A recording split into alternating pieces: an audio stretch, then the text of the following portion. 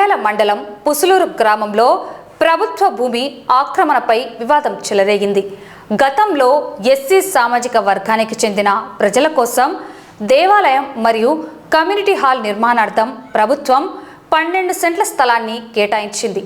అయితే అందులో 6 సెంట్ల స్థలాన్ని కొందరు తాత్కాలికంగా ఉంటామని చెప్పి నేడు వారు ఆ స్థలాన్ని ఖాళీ చేయకుండా ఆక్రమించారంటూ గ్రామస్తులు మండిపడుతున్నారు.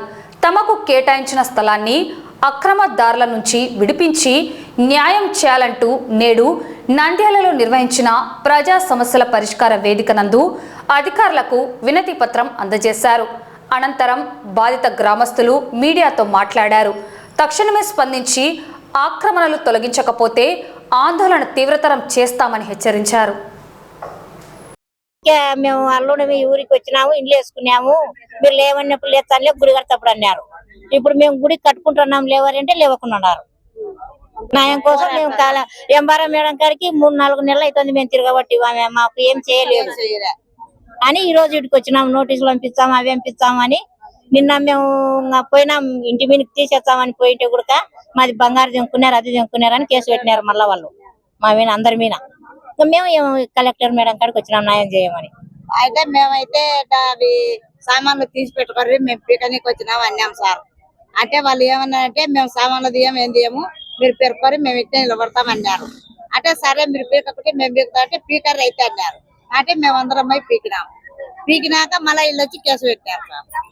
అది జరిగినది. మాది నంద్యాల మండలం పుసులూరు గ్రామం, Pusuluru village SC colony Arjunavada. దాంట్లో 12 సెంట్లు దేవాలయానికి కానీ కమిటీ వాళ్ళకి కానీ 12 సెంట్లు ఇచ్చినారు. 12 సెంట్లలో 6 సెంట్లు గుడి కట్టినాం.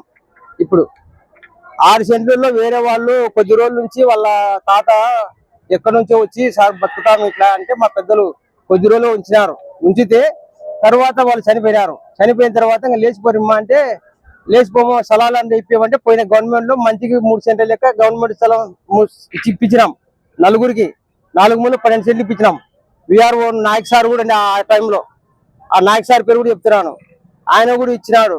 ఇచ్చిన తర్వాత ఆయన లేచిపోరిమ్మా అంటే మళ్ళీ వచ్చి ఆ సార్ని కూడా పలకరిస్తే లేచిపోలే. ఇప్పుడు ఏమంటున్నారంటే మాకు ఈ స్థలం కావాలా ఆ స్థలం కావాలంటున్నారు. అది ఆల్రెడీ అమ్మినారంట వేరే వాళ్ళకి, ఎవరికో సాయిబులకేమో.